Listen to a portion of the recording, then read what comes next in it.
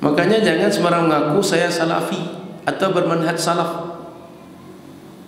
Kenapa? Yang mana satu di antara sekian sahabat yang kita ikut? Yang mana satu yang salaf, mana yang tak salaf? Ternyata kalau kita tengok dari beberapa redaksi tadi, salaf itu punya banyak pandangan, banyak ijtihad. Tidak satu saja, seperti yang aku ngaku salafi sekarang. Justru orang salafi itu, bila mereka berfikir ilmiah, pengakuan salafi mereka itu nggak ada nilai ilmiahnya, nggak bisa dipertanggungjawabkan secara ilmiah. Mereka sebut salaf. Kita tanya, siapa salaf yang anda maksud? Orangnya siapa? Kan tak pernah mereka ngaku terus terang yang salaf kami maksud imamnya Imam Ahmad, Imam Muhammad, Imam Ibrahim, Imam Malik. Enggak pernah sebut. Bapak Ibu yang dimuliakan Allah Subhanahu wa taala, ketika kita menunaikan salat mayit, kita membaca salawat kepada Nabi Muhammad sallallahu alaihi wasallam.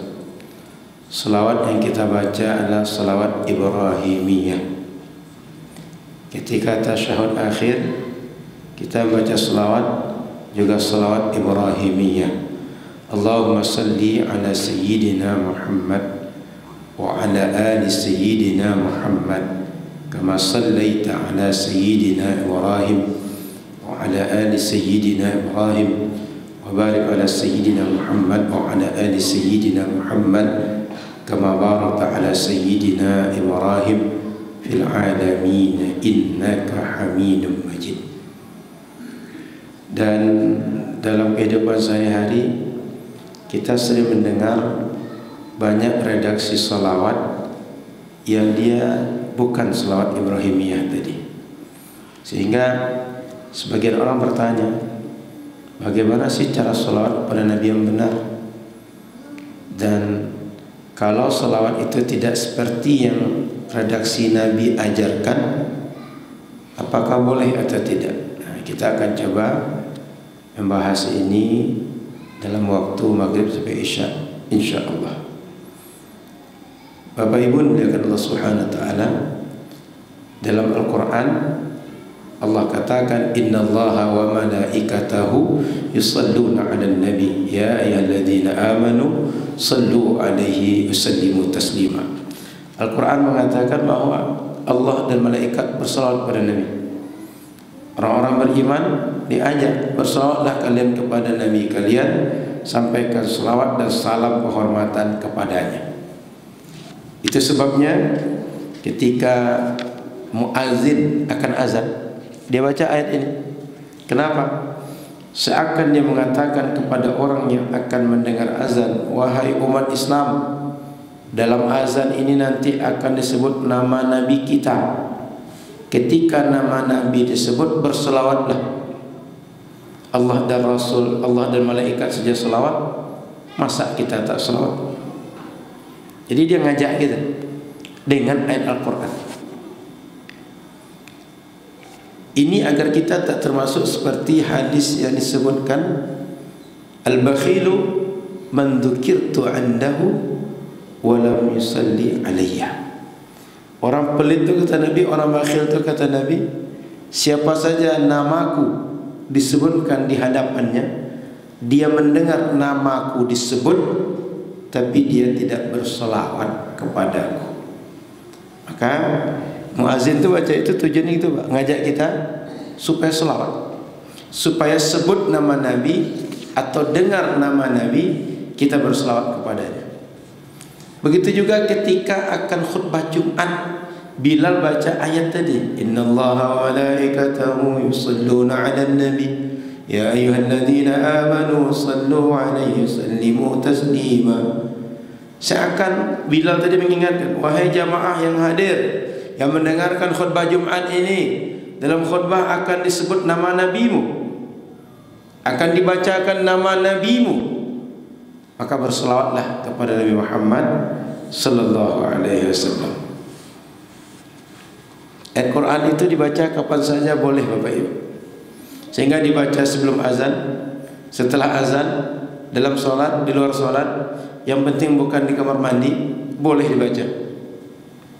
Maka ketika dikhususkan di sebagian waktu di antara sekian waktu yang boleh tadi berdasarkan ijtihad, dia tak terlarang dibuat, dia bukan termasuk bid'ah.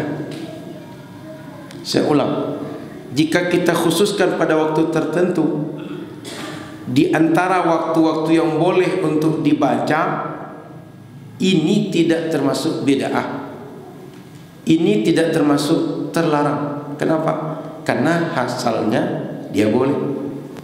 Dia menggunakan kebolehan di antara rentang waktu yang dibolehkan tadi. Sehingga kalau ada orang mengatakan membaca ayat Al-Quran sebelum azan, membaca ayat Al-Quran sebelum khatib naik mimbar, itu bid'ah, berarti dia membid'ahkan orang membaca Al-Quran yang dibolehkan tanpa ada batasan waktu.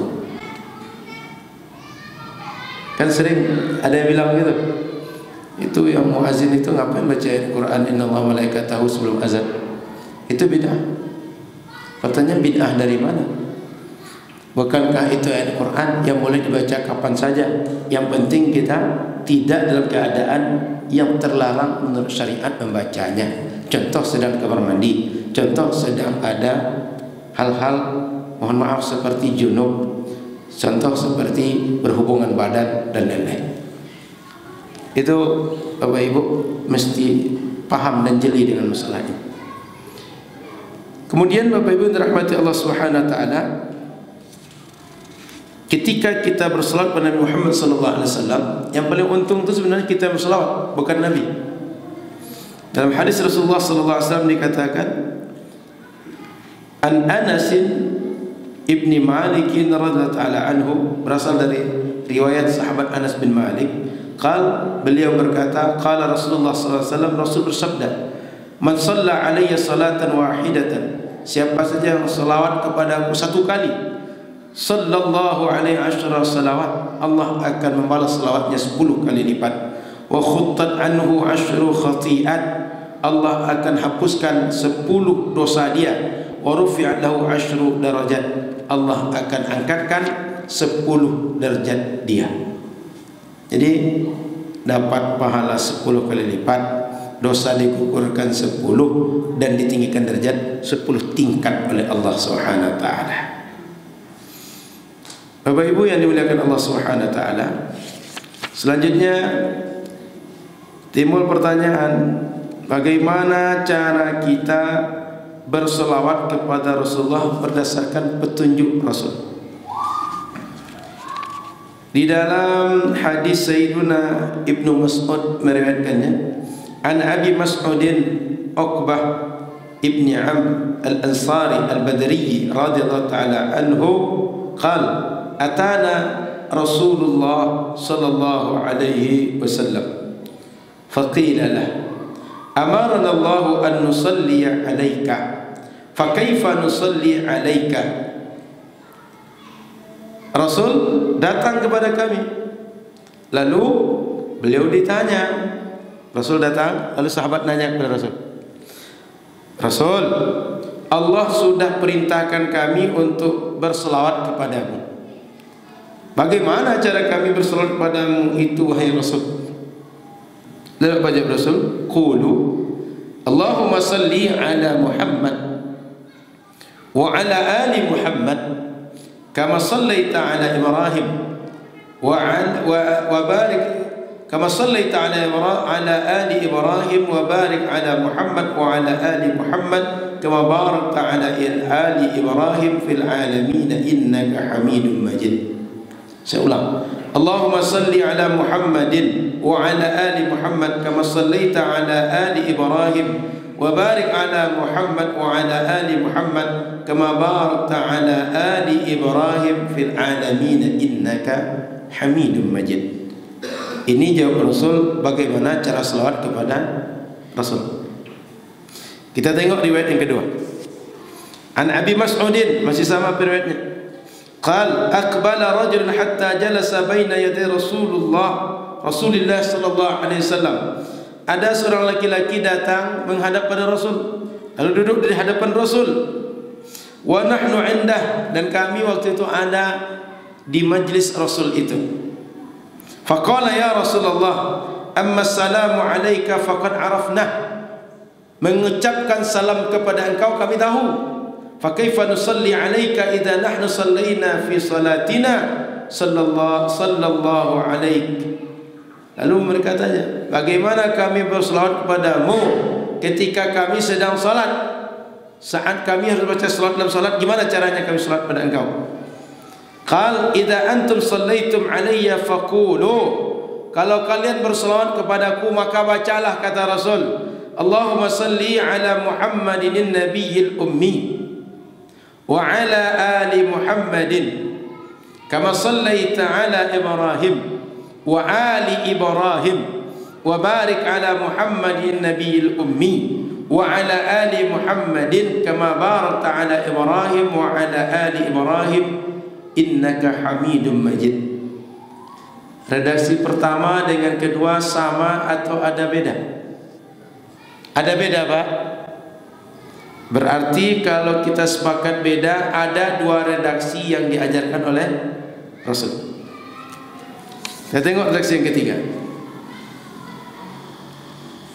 Dalam redaksi yang ketiga, diriwayatkan dari sahabat Abu Humaid As-Sa'idi, annahum qalu ya Rasulullah kaifa nusalli alaika. Para sahabat nanya, gimana kami cara bersolat pada engkau wahai Rasul? Faqala Rasulullah SAW, kata Rasul, qulu Allahumma salli ala Muhammadin wa azwajihi wa dhurriyyatihi kama sallaita ala ali Ibrahim wa barik ala Muhammad wa azwajihi wa dhurriyyatihi kama barakta ala ali Ibrahim innaka Hamidum Majid. Sama dengan dua redaksi tadi atau beda? Sama atau beda? Beda lagi. Sudah tiga redaksi yang diajarkan redaksi selawat oleh Nabi. Kita tengok lagi yang keempat, riwayat sahabat Abu Sa'id Al-Khudri. An Abi Sa'id Al-Khudri radhiyallahu ta'ala anhu qala, qulna ya Rasulullah, hadha as-salamu alayka qad arafna, fa kaifa as-salatu alayk? Rasul, kalau bersalam pada engkau kami tahu. Selawat gimana caranya? Qal qulu Allahumma salli ala Muhammadin abadika wa rasulika kama sallaita ala Ibrahim wa barik ala Muhammad wa ali Muhammad kama barakta ala ali Ibrahim. Sama dengan yang tiga tadi atau beda lagi? Sudah empat redaksi berbeda yang diajarkan oleh Rasul. Tengok yang selanjutnya, masih riwayat Abu Sa'id Al-Khudri, ada dua, berasal dari Nabi SAW. Katanya, qala ayyuma rajulin muslimin lam yakun indahu sadaqah falyaqul fi du'aihi Allahumma salli ala Muhammadin abadika wa rasulika wa salli ala al-mu'minina wal mu'minat wal muslimina wal muslimat fa innaha lahu zakah. Dari sahabat Abu Sa'id Al-Khudri dari Rasul, siapa saja seorang muslim dia tak punya biaya untuk sedekah, maka hendaklah dia baca ketika berdoa, Allahumma salli ala Muhammadin abdika wa rasulik wa salli ala al-mu'minina wal mu'minat wal muslimin wal muslimat. Dibaca itu, fa innaha lahu zakah, itu akan menjadi bernilai zakat bagi dia. Sudah 5 redaksi. Saya kira cukup. Apa yang saya sampaikan? Bahwa Rasul ketika mengajarkan salawat, banyak redaksi salawat yang diajarkan. Maka berdasarkan riwayat-riwayat tadi, ini bermakna kalau ada orang bersalawat dengan satu di antara 5 redaksi tadi, dia telah melaksanakan redaksi salawat sesuai dengan sunnah Rasul. Atau diamalkan semuanya, boleh. Diamalkan 2 di antara 5, silahkan. Diamalkan lebih banyak dari itu, silahkan. Maka versi riwayatnya banyak. Yang mana satu yang sahih? Allahu a'lam. Yang mana yang satu Rasul ingin? Allahu a'lam. Yang mana yang tak boleh di antara sekian banyak itu? Allahu a'lam. Kenapa? Riwayatnya ada semua. Maka Bapak Ibu yang dirahmati Allah Subhanahu wa taala, ini menunjukkan bahwa yang mana satu di antara selawat tadi boleh untuk kita buat. Kemudian Bapak Ibu yang dirahmati Allah Subhanahu wa taala, ketika kita lihat bagaimana pandang ulama tentang redaksi yang berbeda-beda tadi, kata mereka, redaksi salat yang paling utama dibaca dalam salat maupun luar salat itu ada perbedaan.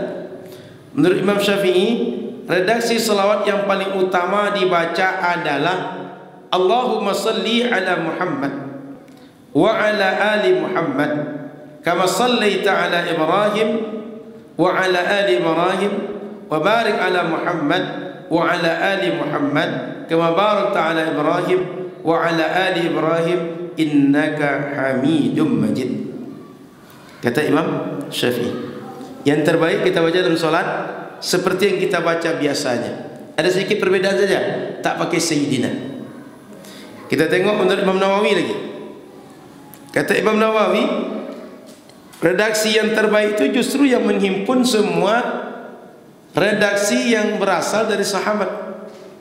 Maka kata Imam Nawawi, sebaiknya baca salat Ibrahimiyah itu Allahumma salli ala Muhammadin abadika wa rasulika nabiyil ummi wa ala ali Muhammadin wa azwaji wa dhurriyyati kama sallaita ala Ibrahim wa ala ali Ibrahim wa barik ala Muhammadin nabiyil ummi wa ala ali Muhammadin wa azwaji wa dhurriyyatihi kama barakta ala Ibrahim wa ala ali Ibrahim fil alamin innaka hamidum majid. Kenapa Imam Nawawi menyimpulkan seperti itu? Karena dari sekian redaksi, masing-masing redaksi itu terwakil dengan selawat yang dikumpulkan oleh Imam Nawawi. Tadi kan masing-masing punya perbedaan. Imam Nawawi bagian perbedaan itu digabungkan sehingga tercakuplah semua riwayat tadi dalam satu redaksi, sehingga teramalkan semua riwayat tentang bagaimana cara selawat kepada Nabi. Dan kita Bapak Ibu, jika belajar hadis atau menganalisa hadis, yang terbaik kita ikuti adalah pendapat ulama hadis. Masalah fikih yang terbaik kita ikut adalah ulama fikih. Buat rumah yang terbaik kita ikut siapa? Tukang, arsitek. Rusak mobil kita, yang terbaik kita ikut siapa? Montir. Orang teknik, pandai dia teknik mesin, yang dibawa ke tukang emas, yang dibawa ke pegadaian, dilelang nanti mobil kita. Sakit badan kita, apakah tulang yang sakit, ginjal yang sakit, kolesterol yang naik, itu jangan dibawa ke tempat apapun nama tempat selain kepada ke dokter. Karena sakit badan yang tahu dokter. Kita bawa bemenung, pakai obat alternatif segala macam, orangnya tidak ahli, tak akan sembuh. Kita sedang lapar, yang kita perlukan apa? Kalau kita orang Riau, makan nasi, tapi coba makan kuaci satu cambung, kenyang perut kita. Makan permen, permen itu misalkan satu botol ni permen semua kita makan semuanya, kenyang perut kita? Tidak kenyang. Maka bila kita berobat ada ahlinya, berobatlah kepada ahlinya. Bila kita punya hajat dalam hidup, ada ahlinya, temui ahlinya, minta petunjuk pada ahlinya. Jangan aneh-aneh. Kalau ingin dapat apa yang kita hajatkan, maka ulama hadis paling baik dalam memahami hadis. Bapak Ibu yang dirahmati Allah Subhanahu wa taala, banyak sekali pilihan ulama tentang redaksi terbaik dalam berselawat kepada Nabi Muhammad. Ada di antara ulama yang memilih redaksinya Allahumma salli ala Muhammad wa ala ali Muhammad kullama dzakarahu dzakirun wa kullama saha anhul ghafilun.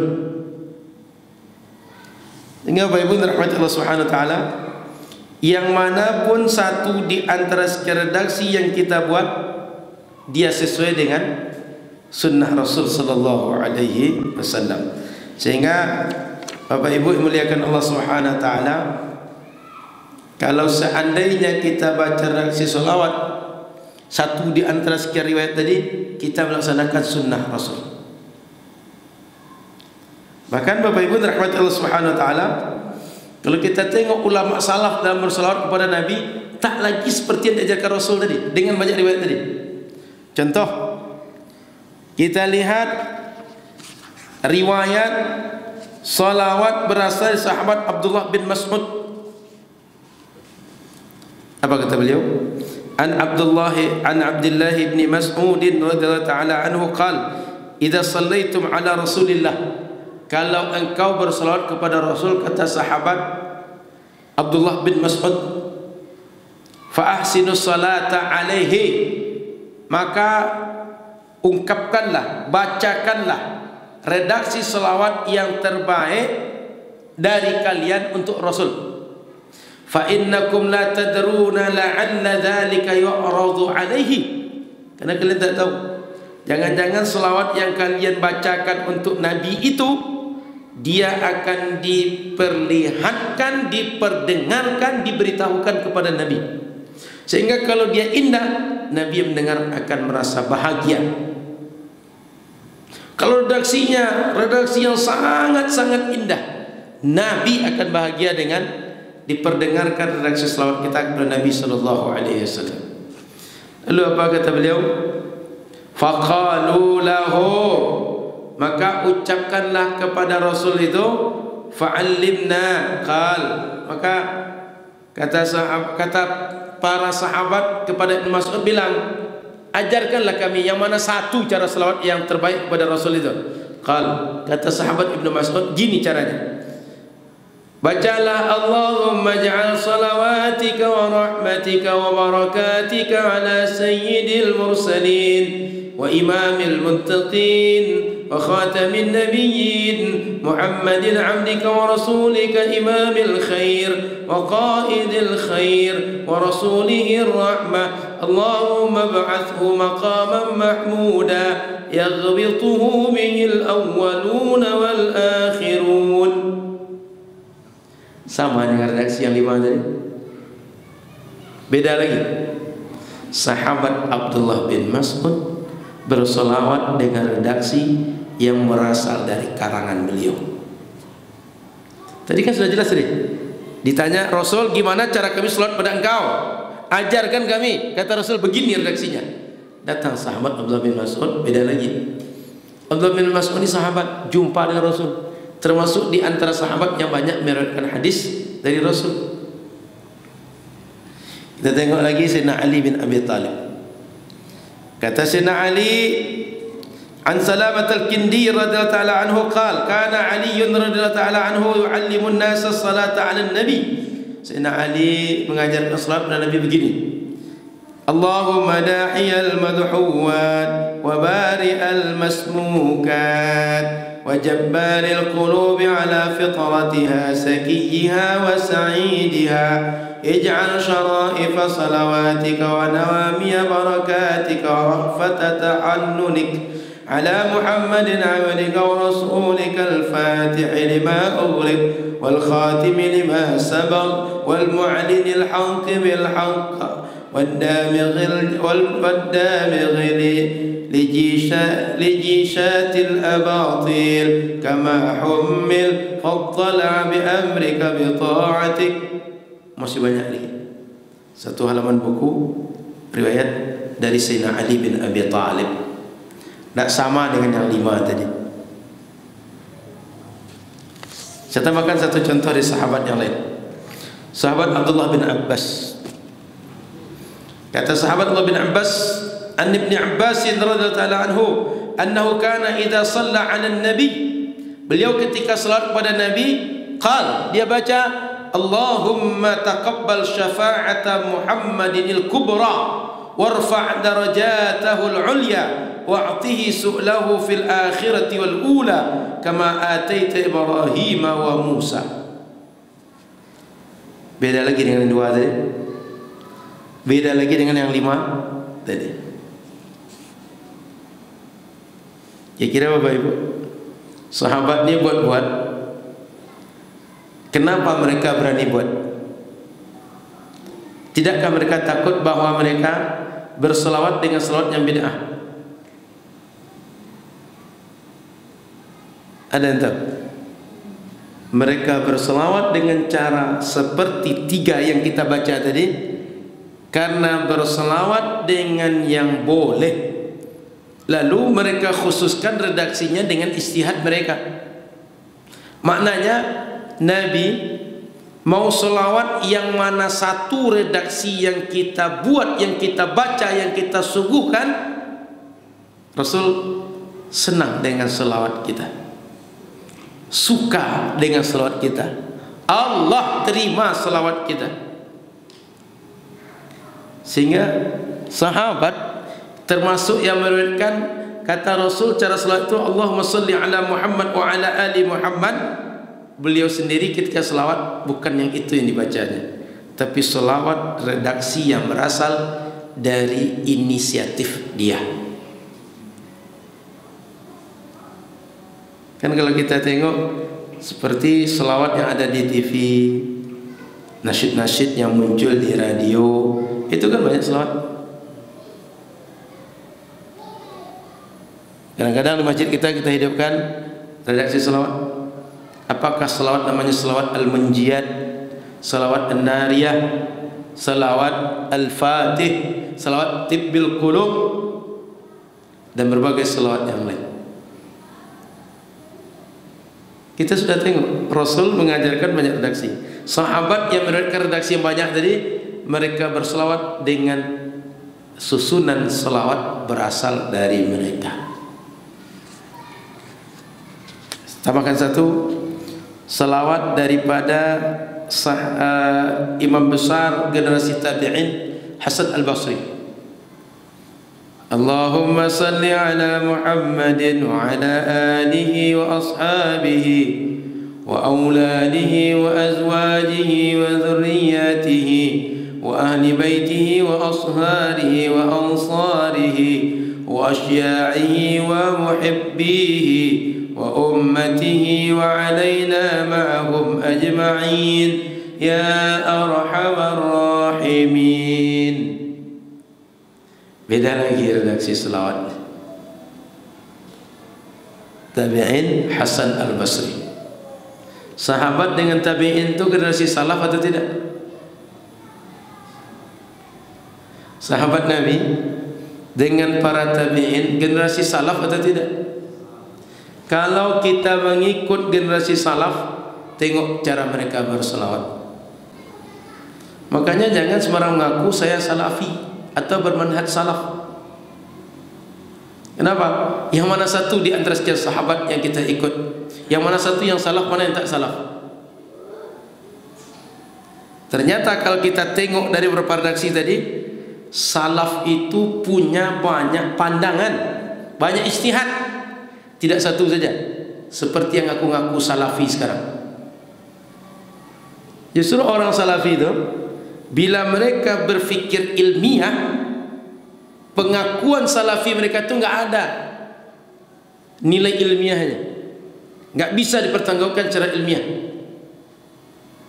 Mereka sebut salaf. Kita tanya, siapa salaf yang Anda maksud? Orangnya siapa? Kan tak pernah mereka ngaku terus terang yang salah kami maksud imamnya Imam Ahmad, Imam Muhammad, Imam Ibrahim, Imam Malik, enggak pernah sebut. Cuma salaf saja. Kalau rupanya ngikut Imam Ahmad bin Hanbal, kenapa tak menyebut diri Hambali? Kok justru nyebut ke orang kami ini beramal berdasarkan Al-Quran dan Sunnah? Jika beramal dengan Quran dan Sunnah berdasarkan mengikut Imam Ahmad bin Hanbal, berarti orang ini telah menyembunyikan Imam Ahmad sebagai sumber ilmu mereka. Seakan-akan ilmu mereka langsung pada Quran dan Sunnah. Imam Ahmad dibuang, padahal ngambil Imam Ahmad. Tidak jujur secara ilmiah, mudallis dalam ilmu hadis gitu. Kenapa mesti ditutupi Imam Ahmad? Kenapa dibuang jasa Imam Ahmad? Apa yang dibuat malu dengan mengakui Imam Ahmad sebagai imam?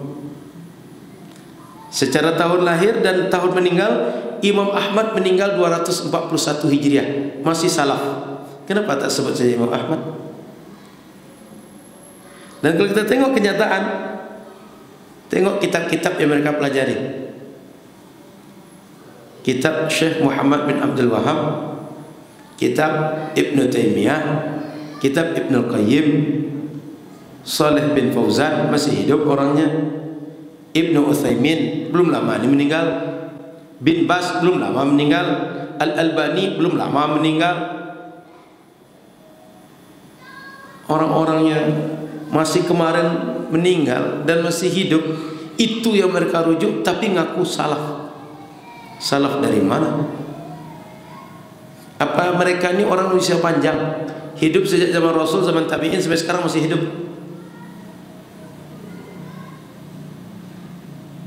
Sudah itu, kalau kita tengok kitabnya, ulamanya, kan sudah kita sebut tak ada yang salah, khalaf.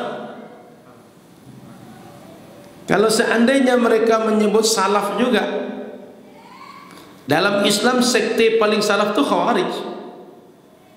Sekte paling pertama muncul Islam itu Khawarij.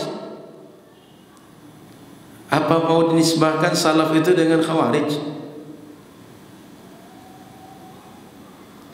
Maka Bapak Ibu, tidak ada pertanggungjawaban ilmiahnya orang salafi menyebut diri sebagai salafi atau bermanhaj salaf. Silakan diuji saja. Oh Ustaz, kami ikut mazhab salaf. Buktikan kitab fikih, usul fikih, tafsir, hadis, syarah hadis yang berasal dari salaf, dan itu rujukan kalian. Kan enggak pernah jumpa. Yang jumpa cuma kitab-kitab karangan orang khalaf tadi. Makanya salafi itu jangan sebut salafi, Wahabi, pengikut Muhammad bin Abdul Wahab. Tidak ilmiah disebut salafi. Makanya Bapak Ibu yang dimuliakan Allah Subhanahu wa taala, saya tambahkan satu contoh lagi. Imam Syafi'i ketika ditanya gimana selawat kepada Nabi Muhammad, apa kata beliau? Sallallahu ala Muhammadin adada ma dzakarahu dzakirun wa adada ma ghafala an dzikrihil ghafilun. Ini kalau kita baca Asmaul Husna, ini sering selawat ini di ujungnya dibacakan. Nasid-nasid atau kaset-kaset yang diputar di Indonesia, kebanyakan selawat ini yang dibaca di ujung saat kita membaca Al-Asma Al-Husna. Betul? Sering dengar kalimat itu?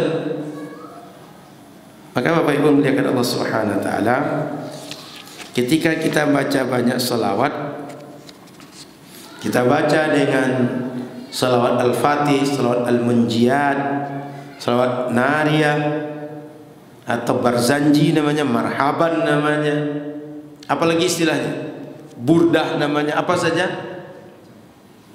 kita sedang mengamalkan redaksi-redaksi selawat yang boleh di antara sekian banyak yang boleh, dan dengan istihad kita pilih satu mana yang terbaik menurut kita. Jangan-jangan Bapak Ibu dirahmati Allah Subhanahu wa taala, selawat yang kita baca itu sebagaimana kata sahabat Ibnu Mas'ud, fa ahsinus salata alayya, ucapkanlah oleh kalian dengan cara selawat yang terbaik. Jangan-jangan setiap imam dengan segala redaksi yang dia buat, yang dia karang, dan menurut dia itulah paling indah, menurut dia dalam mengarang selawat redaksi paling indah, justru Allah akan membalasnya dengan balasan terbaik, dan Rasul akan menghargainya dengan penghargaan terbaik. seperti yang dilakukan oleh Rasulullah kepada seorang sahabat yang berdoa seperti begini. Kita baca sebuah riwayat, ini menarik. An Anas radhiyallahu taala anhu, diriwayatkan oleh sahabat Anas radhiyallahu taala anhu, anna Rasulullah sallallahu alaihi wasallam marra bi a'rabi. Suatu hari Rasul lewat di hadapan seorang Arab Badui, wa huwa yad'u fi salatihi. Waktu itu dia salat, membaca doa dalam salatnya. Apa katanya? Ya man la tarahul uyun wa la tukhalituhu zunun wa la yasifuhu wasifun wa la tughayyiruhu hawadith wa la yakhsha dawair ya'lamu mathaqil al-jibal wa makayil al-bihar wa 'adada qatril amtar wa 'adada waraqil ashjar wa 'adada ma azlama 'alayhi al-layl wa ashraqa 'alayhi an-nahar la tuwari minhu sama'un samaa'a wa la ardun arda wa la bahrun ma fi qa'rihi wa la jabalun ma fi wa'rihi ij'al khaira 'umri akhirahu wa khaira 'amali khawatimahu wa khaira ayyami yawma alqaka fi. Falamma ansaraf da'a an-nabi sallallahu alaihi wasallam. Ketika dia baca dengan doa yang bagus tadi itu, apa kata Nabi sallallahu alaihi wasallam setelah dia selesai doa, dia pergi? Da'ahu Nabi sallallahu alaihi wasallam. Nabi panggil dia. Tuan yang berdoa tadi, sini dulu. Setelah dipanggil Nabi, wa wahaba lahu zahaban. Nabi kasih dia sekeping emas.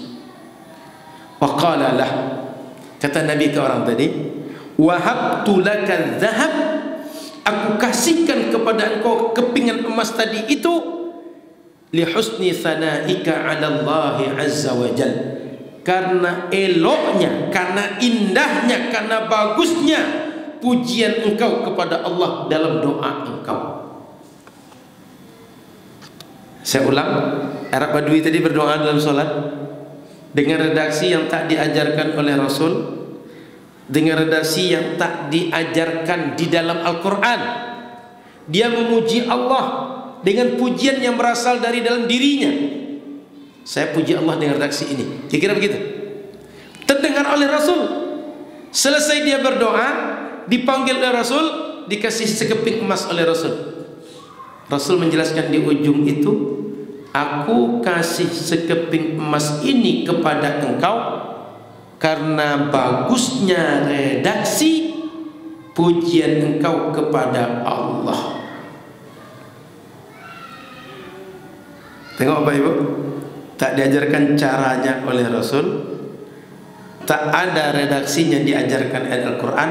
Sahabat tadi inisiatif berdoa kepada Allah dengan pujian yang dia buat sendiri. Apa yang terjadi? Rasul panggil dia, kasih sekeping emas. Jangan-jangan para imam yang mengajarkan kita dengan selawat nariyah, selawat tibbil qulub, selawat al-fatih, selawat al-munjiyat, selawat ad-dibai, dan berbagai bentuk selawat yang selama ini beredar di masyarakat Ahlus Sunnah wal Jamaah, mereka itu kalaulah Nabi masih hidup dan dengar selawat mereka, Rasul akan kasih hadiah, Rasul akan puji, Rasul akan berikan apresiasi untuk berbagai redaksi selawat yang mereka baca. Maka Bapak Ibu, tidak perlu takut dengan selawat-selawat yang kita baca sehari-hari, baik kita dengar dalam pengajian, anak-anak hadrah, di TV, di radio, di YouTube, di berbagai kanal informasi. Ini kan tak seperti yang diajarkan Rasul. Tidak ada masalah. Kenapa? Kita sedang mengamalkan satu di antara sekian redaksi yang dibolehkan oleh Rasul, dan kita pilih satu di antara dibolehkan itu sebagai ijtihad untuk menjadi selawat yang kita rutinkan kepada Rasul. Bapak Ibu yang dirahmati Allah Subhanahu wa taala, tinggal sedikit kita baca Sayyidina dalam selawat tadi. Kan Rasul tak ajarkan dengan redaksi tadi itu, jelas tadi. Kita tengok dalam Al-Quran, kata Allah tentang Nabi Yahya, sayyidan wa hasura. Nabi Yahya itu seorang sayyid. Kemudian tentang Nabi Yusuf dan seorang perempuan yang waktu itu tertarik dengan Nabi Yusuf di istana itu. Wa alfaya sayyidaha ladal bab. Disebutkan bahwa perempuan tadi dia bertemu dengan sayyidnya di depan pintu. Saat kejar-kejaran, rupanya datang raja, datang pembesar istana, kepergok depan pintu bahasa orang. Sayyidaha dibaca. Artinya raja dia disebut dengan sayyid. Tadi Nabi Yahya disebut dengan sayyid. Kita tengok lagi di dalam Al-Quran terkait orang kafir. Kata orang kafir, inna ata'na sadatana wa kubara'ana. Orang kafir bilang, sungguhnya kami mentaati, mematuhi sadatana, para sayyid di antara kami, wa kubara'ana, dan para pembesar di antara kami. Maka Bapak Ibu yang dirahmati Allah Subhanahu wa taala, banyak redaksi penggunaan sayyid dalam Al-Quran. Jika orang-orang yang dia tidak imamul anbiya wal mursalin seperti Nabi Muhammad disebut dengan sayyid, mestinya Nabi Muhammad yang merupakan imam para nabi dan rasul lebih patut disebut dengan sayyid ketika menyebut namanya. Karena ketika menyebut namanya dengan sayyid menunjukkan adab orang yang menyebut namanya kepada Nabi Muhammad sallallahu alaihi wasallam. Dalam hadis yang diriwayatkan dari sahabat Abu Hurairah, anna Rasulullah sallallahu alaihi wasallam qala la yaqulanna ahadukum abdi wa ummati wa la yaqulanna al-mulk rabbi wa rabbati wa la yaqul al-malik fataya wa fatati wa la yaqul mamluk sayyidi wa sayyidati fa innahumul mamlukun wa rabbullah azza wa jalla. Kata Nabi, jangan kalian bilang kepada siapapun ini hambaku, ini budak perempuanmu, abdi wa ammati. Dan jangan kalian bilang kepada siapapun orang-orang yang menjadi tuan kalian rabbi wa rabbati, tapi katakanlah fataya wa fatati, abdi wal yakul mamluk sayyidi wa sayyidati. Rasul suruh bilang kepada orang yang menjadi pemilikmu, kan budak itu perjualbelikan, sebut dengan sayyid kalian, perempuannya sebut dengan sayyidah kalian. Itu sebabnya di sebagian sayyid itu dibaca dengan sidi, sehingga di kita ada istilah sidi. Sayyidati disingkat dengan siti, makanya sayyidati Khadijah, siti Khadijah. Sayyidati Aisyah, siti Aisyah. Itu awalnya sayyidi, kemudian sayyidati, kemudian di kita menjadi sidi, siti. Itu Rasul yang mengajarkan kita. Bapak Ibu yang dirahmati Allah Subhanahu wa taala, bila kita tengok dalam redaksi Al-Quran, redaksi sunnah Nabi sallallahu alaihi wasallam, banyak sekali redaksi yang mengajarkan untuk kita menyebut sayyid kepada orang yang patut untuk kita hormati. An Aisyah radhiyallahu ta'ala anha qalat kunna azwaj an-nabi sallallahu alaihi wasallam indah lam yughadir minhunna wahidah fa aqbal Fatimah tamshi ma tukhti'u ma tukhti' مشيتها من مشية رسول الله صلى الله عليه وسلم شيئا فلما رآها رحب بها وقال مرحبا بابنتي ثم أجلسها عن يمينه أو عن شماله وفيه أنه صلى الله عليه وسلم قال لها يا فاطمة أما ترضين أن تكوني سيدة نساء المؤمنين أو سيدة نساء هذه الأمة فضحكت. Rasul pernah anaknya Fatimah datang, lalu dia dudukkan di samping kiri atau kanannya menurut riwayat Sayyidah Aisyah. Kemudian kata Rasul kepada Sayyidah Fatimah, apakah engkau ridha engkau ini menjadi sayyidah nisa'il mu'minin. Saya ulang kata Rasul, apakah engkau ridha menjadi sayyidah nisa'il mu'minin, sayyid bagi semua perempuan beriman, atau sayyidah nisa'i hadhil ummah, sayyid bagi perempuan semua umat ini. Kepada Sayyidah Aisyah Rasul tanya, mau tak engkau disebut dengan sayyid semua orang perempuan beriman, atau sayyid semua perempuan umat ini? Kepada orang yang bukan Rasul, Rasul menyebut sayyid, sayyidah. Kok kepada beliau tak boleh? Kok kepada beliau tak sesuai dengan sunnah? Perbuatan beliau bukannya sunnah. Justru kalau ngikut beliau, ngikut sunnah. Maka ketika beliau menyebut orang lain dengan sayyid, itu berarti beliau mengajarkan cara menyebut yang baik. Ketika dipraktekkan kepada beliau, berarti kita mengajarkan apa yang beliau ajarkan untuk orang lain. Itu kan secara bahasa kita. Kalau nalar kita berjalan, aku suruh kalian menyebut sya'nu dengan ini itu. Kepada aku, secara tidak langsung yang mengatakan, kepada aku kalian kalau menyebut seperti itu juga bisa kalian lakukan. Karena kalaulah tak boleh cara yang kita buat itu lakukan, Rasul pasti akan katakan cara yang aku lakukan kepada orang lain ini tak boleh dibuat. Tapi dengan Rasul membuat, menunjukkan ini boleh dibuat oleh orang lain, kepada orang lain, dan kepada Rasul terutama. Begitu Bapak Ibu yang dirahmati Allah Subhanahu wa taala.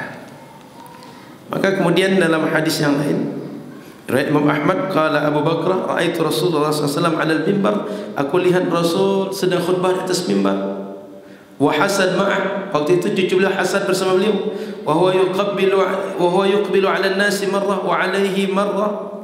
Kadang-kadang Rasul menghadap kepada jamaah, kadang menghadap kepada Hasan yang bersama Rasul tadi. Wa yaqul, kata Rasul kepada Hasan, inna ibni hada sayyid, cucuku ini adalah sayyid, kata Rasul. Kok bisa kepada cucu Rasul yang bukan Nabi dan Rasul disebut sayyid? Kepada beliau tak bisa disebut dengan sayyid, dan kita dianggap bid'ah dan bertentangan dengan sunnah. Coba pikirkan oleh Bapak Ibu, apa yang dilakukan oleh Rasul, dia adalah sunnah. Kalau kita buat seperti ini buat Rasul, kita sedang membuat yang sejalan dengan sunnah Rasul sallallahu alaihi wasallam. Semoga manfaat. Oleh karena itu Bapak Ibu, setelah kita kaji ini, apapun selawat yang kita baca, tak usah khawatir. Ketika musim maulid, baca Adhiyaul Lami', baca Barzanji, baca Burdah, apa saja redaksi selawat, silahkan dibaca. Kenapa? Rasul tak melarang, sahabat tak melarang, generasi salaf justru melakukan seperti yang kita buat hari ini. Maka kitalah salafi sesungguhnya. Yang ngaku-ngaku salaf, yang ngaku-ngaku salafi, mereka sebenarnya bukan salafi dan bukan bermanhaj salaf, tapi bermanhaj talafi. Talafi itu bahasa kita perusak, merusak ajaran sunnah, merusak ukhuwah umat, merusak keyakinan umat. Mudah-mudahan kita diselamatkan dari ajaran salafi, dari ajaran manhaj salaf, atau yang sebenarnya Wahabi itu. Subhanakallahumma wa bihamdika, asyhadu an la ilaha illa anta, astaghfiruka wa atubu ilaika. Assalamualaikum warahmatullahi wabarakatuh.